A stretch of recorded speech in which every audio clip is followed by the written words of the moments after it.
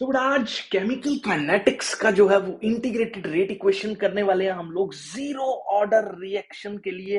काफी important concept है और इस बार जो है वो बहुत सारे क्वेश्चंस जो है वो एक्सपेक्टेड है कि इन कॉन्सेप्ट्स में से जो है वो पूछे जाने वाले हैं। तो integrated rate equation, zero order reaction, ये सब क्या होता है?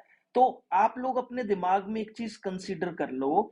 वो आपको क्या कंसीडर करना है कि मान लो कोई भी रिएक्टेंट है और वो रिएक्टेंट जो है वो किस में कन्वर्ट हो रहा है, हमारे पास प्रोडक्ट में जो है वो कन्वर्ट हो रहा है। तो जैसे ही बेटा रिएक्शन स्टार्ट होगी, तो अगर मैं time T is equal to zero की बात करूं, तो इस रिएक्शन के अंदर जो कॉन्सेंट्रेशन है रिएक्टेंट की, वो मैक्सिमम कॉन्सेंट्रेशन जो है वो होगी। और अभी क्योंकि प्रोडक्ट बनना शुरू नहीं हुआ, तो इसीलिए जो प्रोडक्ट का कॉन्सेंट्रेशन है वो हम लोगों के पास जो है वो जीरो रहने वाला है। जैसे ही रिएक्शन जो है वो प्रोसीड करना स्टार्ट करेगी, तो ये रिएक्टेंट की कॉन्सेंट्रेशन थोड़ा सा कम हो जाएगी। तो मैंने ये एज्यूम कर लिया कि रिएक्टेंट की कॉन्सेंट्रेशन आर होगी और प्रोडक्ट जो है वो कुछ बनना शुरू हो जाएगा।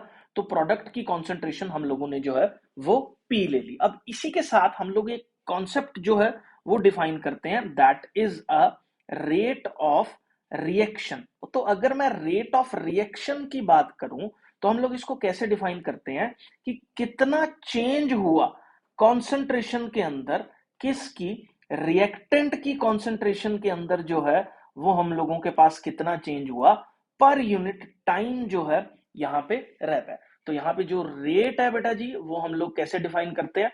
तो डी से मैं चेंज को रिप्रेजेंट कर रहा हूं। R is the concentration of the reactant में चेंज कितना हो रहा है, डिवाइडेड बाय डी टी। तो ये इंस्टेंटेनियस रेट है, क्योंकि उस पर्टिकुलर मोमेंट पे कितना कॉन्सेंट्रेशन के अंदर चेंज हुआ पर यूनिट कितना टाइम के अंदर जो है वो चेंज हो रहा है, that is the rate of the reaction. अब इस पर्टिकुलर जगह पे हम लोग रेट ऑफ रिएक्शन को यहाँ पे नेगेटिव लिखते हैं। क्यों?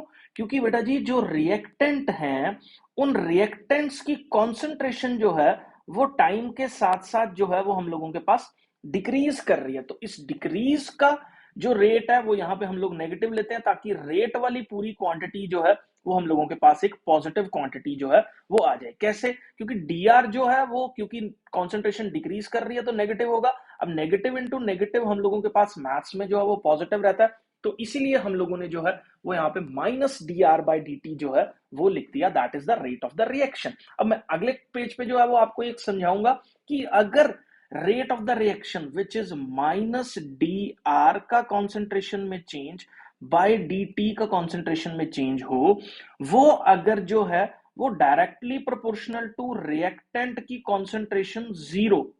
मतलब क्या है इसका कहने का, कि रिएक्टेंट की कॉन्सेंट्रेशन इवन अगर आप चेंज भी कर रहे हो, बट रेट ऑफ रिएक्शन पे कोई भी फर्क जो है वो नहीं पड़े, तो ऐसी रिएक्शंस को हम लोग जो है वो क्या बोल देते हैं, हम लोग अपने पास बोल देते हैं जीरो ऑर्डर रिएक्शन जो है वो हम लोग अपने पास बोल देते हैं। तो मतलब अगर आप थोड़ा सा इसको कॉन्सेप्ट को अपने दिमाग में बिठाओ, तो अगर मैं वाई एक्सिस और एक्स एक्सिस यहाँ पे प्लॉट करूं, और ये हम लोगों के पास यहाँ पे टाइम है, और इस जगह पे जो है वो हम लोगों ने जो है वो रेट को डिफाइन कर दिया, और यहाँ पे जो है वो हम लोगों ने क्या ले लिया, रिएक्टेंट की कॉन्सेंट्रेशन जो है वो ले ली। तो अगर आप इसका ग्राफ अंडरस्टैंड करो, तो ये ग्राफ जो है वो पैरेलल टू एक्स एक्सिस जो है वो बनने वाला है। कैसे? क्योंकि रिएक्शन की कॉन्सेंट्रेशन के चेंज होने से रेट ऑफ रिएक्शन वाली वैल्यू पे कोई भी फर्क ना पड़े, तो बेटा जी ऐसी रिएक्शंस हम लोगों के पास कौन सा ऑर्डर रिएक्शन होती हैं, ये हमारे पास जो है वो जीरो ऑर्डर रिएक्शन वाली कैटेगरी के अंदर जो है वो आ जाती हैं। ठीक है? तो अब यहाँ पे थोड़ा सा अगर आप आगे अपने दिमाग में बिठाओ चीजों को, तो यहाँ पे देखो मैं क्या लिख सकता हूं, डी आर का concentration bye D T, proportionality constant का साइन हटा के मैं यहाँ पे के यूज कर रहा हूं, साथ ही जो है वो हम लोगों के पास आर की पावर जीरो जो है वो हो जाएगी। तो यहाँ पे देखो माइनस डी आर की जो कॉन्सेंट्रेशन है, इसको मैं लिख सकता हूं के टाइम्स डी टी, और ये माइनस साइन यहां से हटा के मैं इस साइड पे जो है वो लगा रहा हूं। अब देखो कॉन्सेंट्रेशन कैसे वेरी कर रही है। इनिशियल कॉन्सेंट्रेशन थी हम लोगों के पास आर नॉट, फिर फाइनल कॉन्सेंट्रेशन हम लोगों के पास जो है वो आर होगी। ऐसे ही अगर मैं इंटीग्रेशन करूं t is equal to zero से t is equal to T तक, तो यहाँ पे जो है वो हम लोगों के पास ये इनिशियल कॉन्सेंट्रेशन है टाइम जीरो पे, और ये फाइनल कॉन्सेंट्रेशन है किसी भी टाइम पे टी। ठीक है, तो अब यहाँ पे डी आर का इंटीग्रेशन आर होता है, और आर की जो वैल्यू है बेटा जी, हम लोग कहां से कहां पुट करने वाले हैं, आर नॉट से लेके आर तक, इज इक्वल टू माइनस के, क्योंकि कांस्टेंट था, और dt का इंटीग्रेशन t होता है, और इसकी वैल्यू कहां से कहां हम लोग पुट करने वाले हैं, 0 से लेके t तक जो है वो पुट करने वाले हैं। अब इसके अंदर अगर मैं अपर लिमिट पुट करूं, माइनस जो है वो लोअर लिमिट पुट करूं, तो ये हम लोगों के पास बेटा माइनस टाइम्स के टाइम्स यहां पे हो जाएगा t माइनस 0।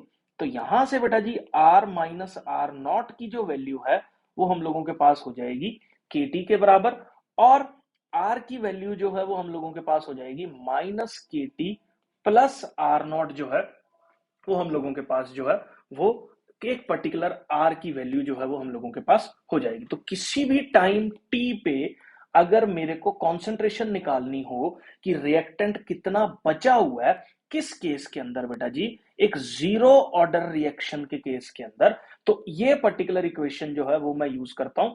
ये किसी भी टाइम टी पे जो है वो हम लोगों के पास, किसी भी टाइम टी पे जो है वो हम लोगों के पास रिएक्शन की कॉन्सेंट्रेशन है या रिएक्टेंट की कॉन्सेंट्रेशन है, और साथ में जो है वो minus K T plus R not के बराबर जो है वो हम लोगों के पास हो जाता है। तो ये यूजुअली जो जीरो ऑर्डर रिएक्शंस है ना, ये बहुत ज्यादा कॉमन तो नहीं होती हैं, लेकिन कुछ ऐसी एंजाइम कैटलाइज्ड रिएक्शंस होती हैं जो मेटल के सरफेसेस पे होती हैं, जिससे जो है ये हम लोगों के पास जीरो ऑर्डर वाला कॉन्सेप्ट जो है वो शो करती है। जैसे फॉर एग्जांपल इसको आप अपने दिमाग में बिठा लो, मान लो ये कोई मेटल का सरफेस है, इस मेटल के सरफेस के ऊपर जो है ये पर्टिकुलर रिएक्टेंट्स जो है वो प्रेजेंट है। ठीक है, अब ये मेटल के सरफेस के ऊपर fixed number of interstitial sites जो है वो प्रेजेंट होंगी, जो फिक्स्ड नंबर ऑफ मेटल्स को ही अकोमोडेट या फिक्स्ड नंबर ऑफ मॉलिक्यूल्स को ही अपने सरफेस के ऊपर जो है वो अकोमोडेट कर पाएंगी।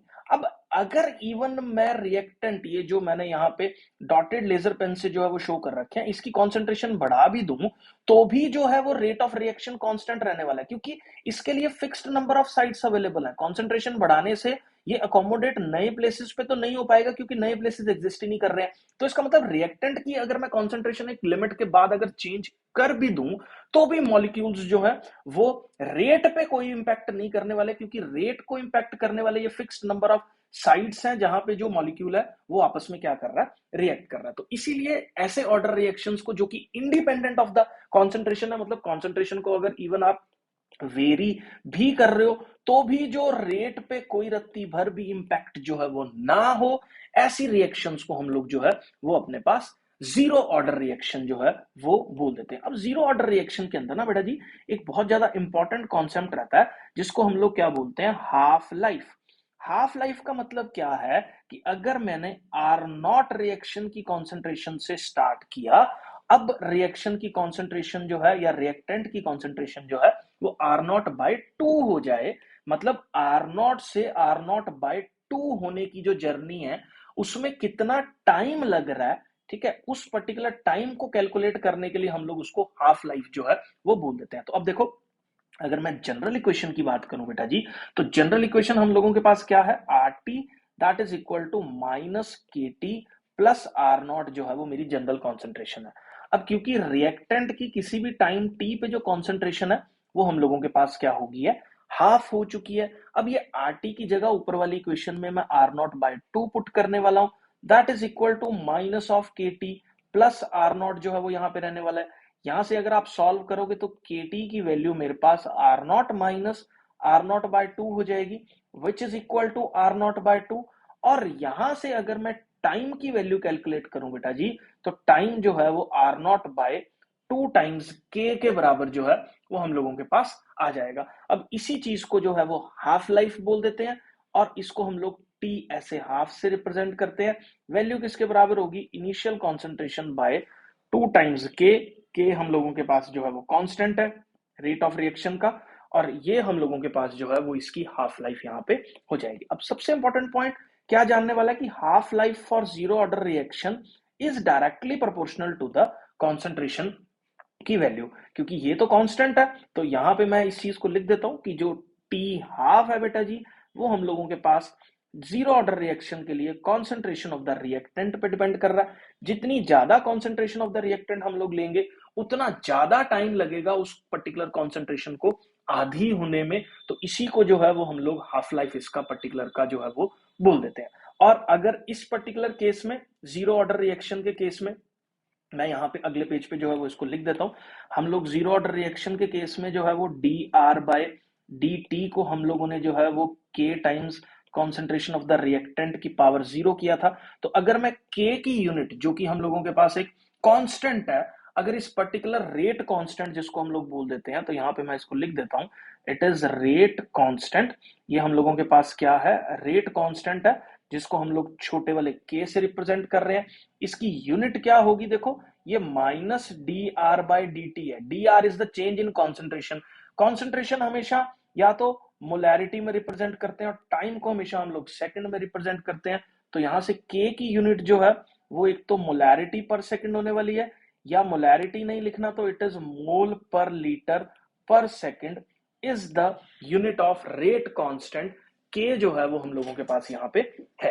आई होप बेटा जी ये क्लियर है। नेक्स्ट लेक्चर में जो है वो मैं आप लोगों को फर्स्ट ऑर्डर रिएक्शन के सारे कॉन्सेप्ट्स डिस्कस करूंगा, इंटीग्रेटेड रेट इक्वेशंस कैसे निकालनी है, और जो है वो बाकी चीजें उसकी हाफ लाइफ वगैरह कैसे कैलकुलेट करनी है। मिलते हैं बेटा जी नेक्स्ट वीडियो में। वीडियो अच्छा लगा तो चैनल को सब्सक्राइब कर दीजिए बाकी नोटिफिकेशंस के लिए, और वीडियो को लाइक और शेयर करना बिल्कुल मत भूलिएगा।